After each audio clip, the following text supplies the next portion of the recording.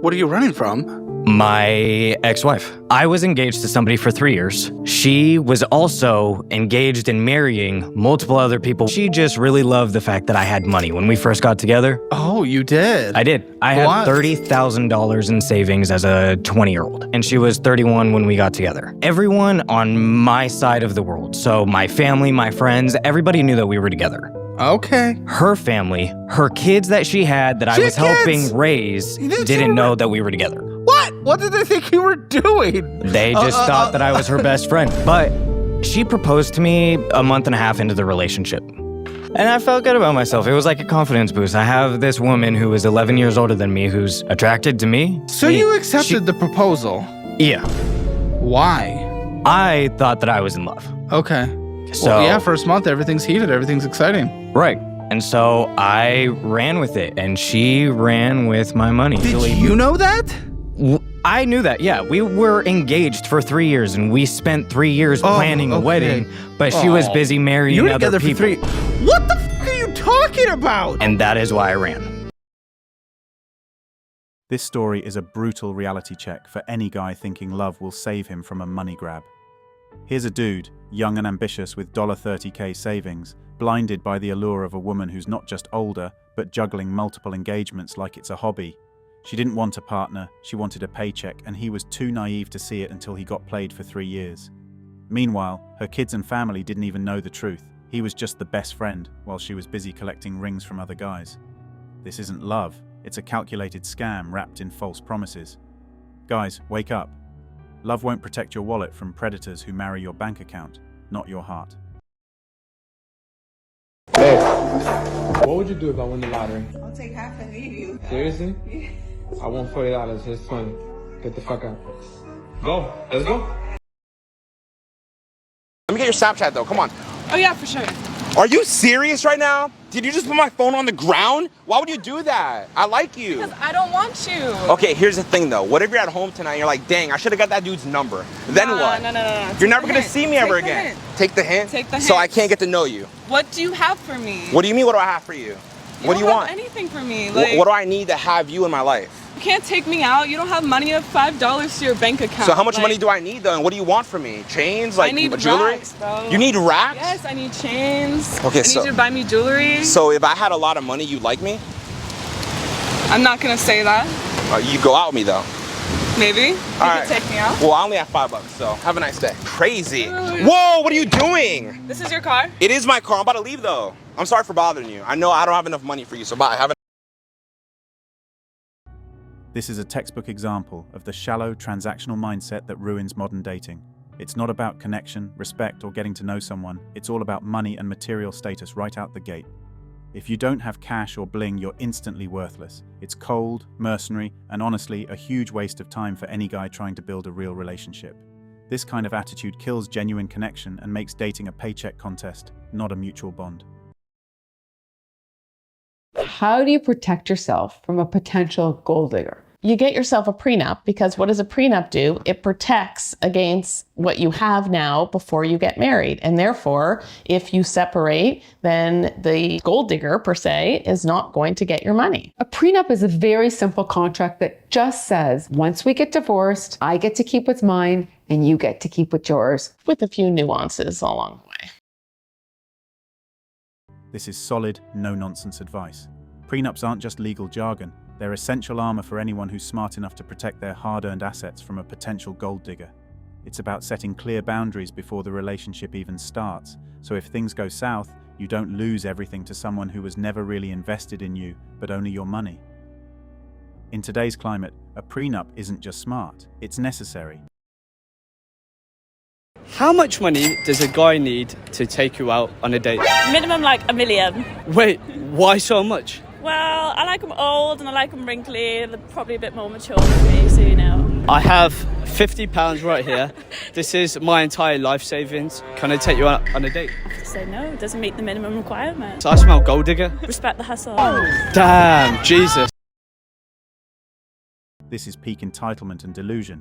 Asking for a millionaire to even consider taking you out, that's not dating, that's straight up gold digging with zero shame. And then turning down someone with even a modest amount like £50 because it doesn't meet the minimum. That's pure disrespect and arrogance. Some people treat relationships like a paycheck, not a connection. Newsflash, if all you want is a fat bank account, don't waste anyone's time pretending it's about anything else. This kind of attitude kills any chance of real respect or love. I see the type of girl you are. You're interested in some materialistic stuff. You talking about the car constantly.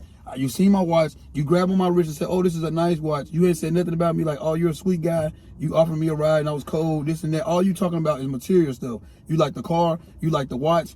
Stuff that ain't has nothing to do with me. It's nothing if I take all this away, you basically telling me you wouldn't be talking to me. You wouldn't be dealing with me. You wouldn't give me no time of day. That's basically what you're saying. This girl's clearly focused on material things, the car, the watch, without appreciating who you really are. If you took all that away, she wouldn't care about you at all. It's like she's more interested in what you have than the person you are. Real relationships need more than just flashy stuff. It's about genuine connection and respect. You could give me $1 billion right now and it probably wouldn't even affect you. Yeah, it would. Watch as Mark Cuban shuts down this gold digger. Spend $5 million. We'll go small. $5 million. I could buy a house in Southern California. Yeah, but then you'd have to pay all those taxes. I'll pay the taxes. I promise. I'm not going to complain about the taxes. You don't have any revenue from your podcast. I will eventually have revenue from my podcast. What if you don't? Then they take the house back and I gave you $5 million for nothing. Mark, let's just see what happens. No. Let's just try it. I'm protecting you, Bobby. We're birthday like soulmates. Okay, well, can you buy me like a designer bag? Real one? Obviously. Obviously. Why would you buy me a fake one? You're Mark Cuban. Because no one's no. I don't know. Why would you buy your wife a fake designer bag? She buys her own stuff. Yeah, she's really good. Okay, so buy me one. No. Yes. No. Yes. No. Well, thank you, Mark, for coming on to my podcast today. This is what it's come down to. Billion-dollar offers turned into petty back and forth about designer bags and tax drama. Instead of real respect or commitment, it's all a game of who's paying what and who's getting played. It's sad when relationships boil down to cash fights and material demands rather than genuine connection and trust. This is a mess. This gold-digging ex-wife refused to leave her ex's house, so the judge shut her down instantly. But when she disrespected the judge, he reached his absolute limit. Are you still in the house? I am currently in the home, me and the children. Yes, sir. Even though the orders have told you to get out?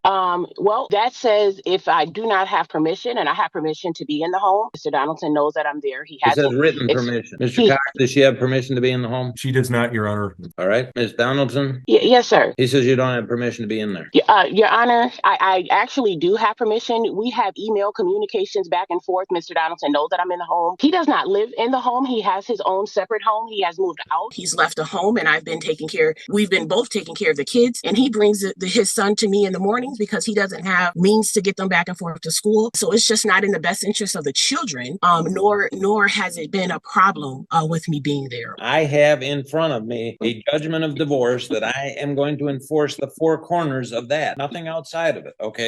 And that judgment of divorce was entered on August 25 of 2023, stating specifically that the house shall be listed for sale immediately. There's no other way to put it other than it says immediately. We are now in February. I don't know what else to do. You're just not abiding by a court order. I'm enforcing a judgment that you signed. You signed it. You agreed to it at that time, and you agreed to the fact that the house would be immediately listed for sale, and it didn't. There is nothing that I can get done. According to Mr. Cox, the realtor is saying, I can't even do 4 showings today. Is that That's what not true. Your Honor, they're having excuses after excuses when they've had multiple. No, you've had excuses after excuses why you do not follow the court order. They did not enforce the court order. They did not. Mr. Donaldson did not tell me. Then that's what we should do. I should order the police to go out and remove you, because then they will follow the court order. I would not want to put my children in that position. I would not ask for that. And I'm asking that she be removed from the home today. We've got to try to get these 4 showings in, and I'm not trying to add more fuel. The showings are already scheduled. They're already scheduled. I've been in communication with the realtor. I just asked Mr. Cox, ma'am.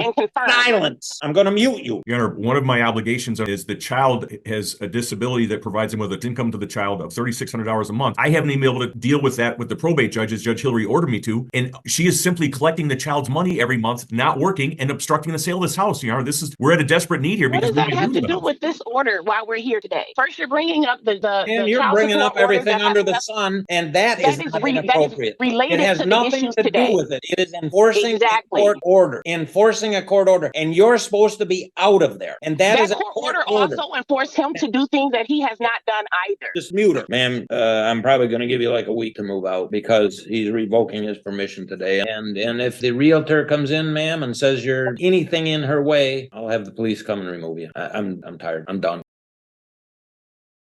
Thanks for watching Manhood. If you want access to exclusive episodes and want to support the channel, hit that join button and become a member. Don't forget to like, subscribe, and share this video if it hit home.